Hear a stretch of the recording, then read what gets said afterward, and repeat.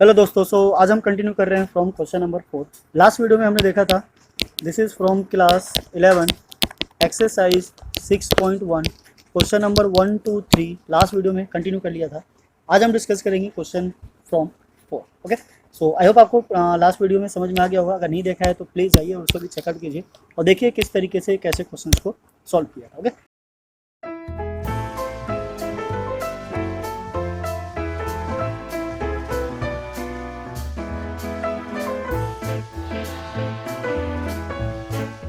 सो question number 4 start करने से पहले एक बार फंडामेंटल प्रिंसिपल ऑफ काउंटिंग को समझ लिया होगा। Then we start the next part, कैसे पार्ट को आगे सॉल्व करना है।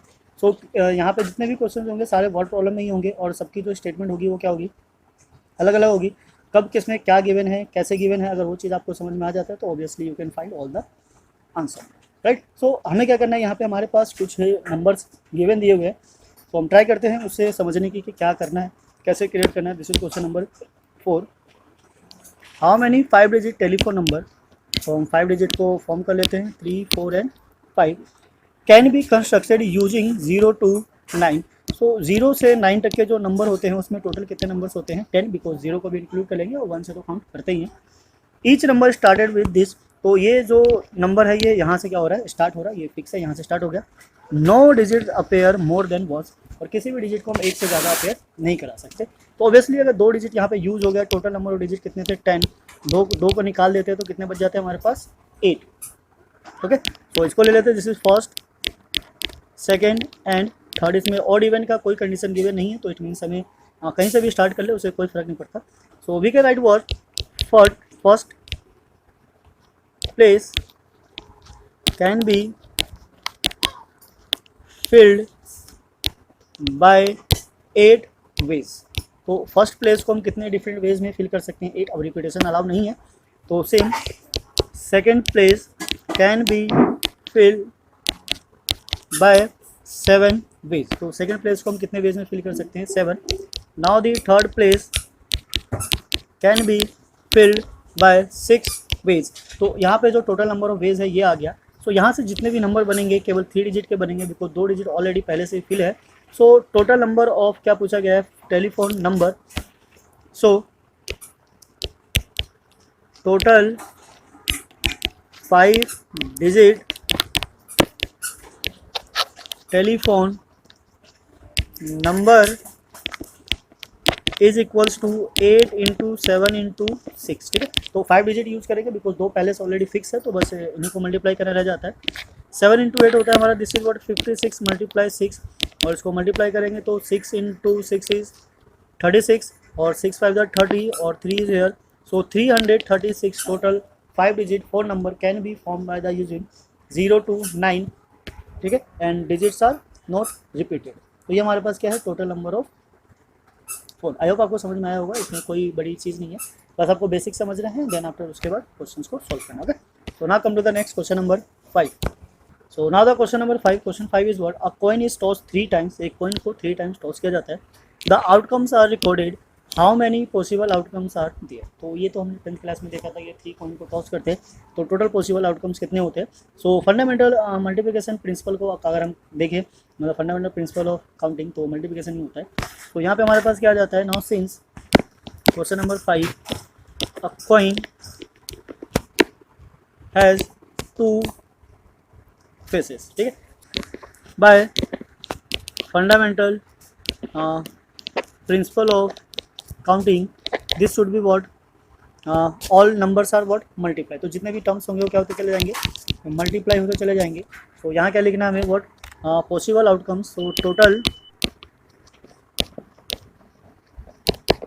Possible outcomes when tossing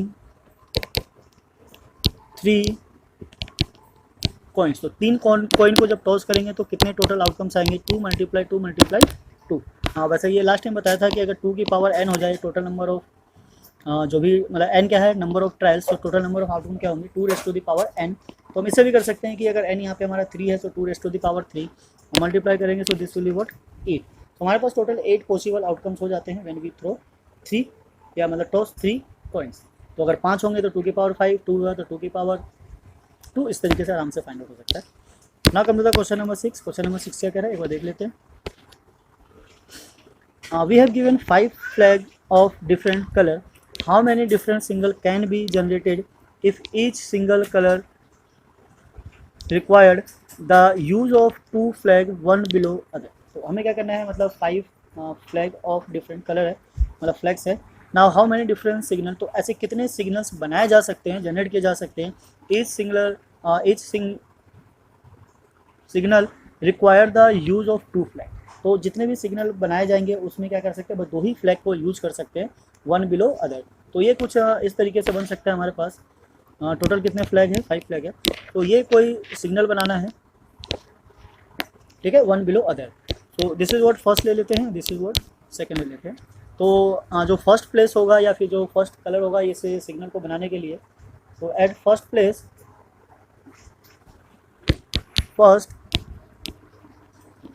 place can be field. यहाँ पे जो ये टर्म्स है, मतलब प्लेस और जो स्टेटमेंट है, ये बहुत कंपलसरी है बिकॉज इसी के मार्क्स होते हैं।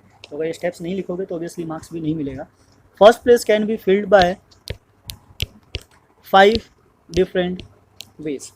नाउ सिमिलरली जो बिलो वाला है second place can be filled by, और डिफरेंट कलर को यूज करना है, so this is what 4 different ways, right. So total number of flag is what, total number of signal बनाना ना, total number of signal by using 2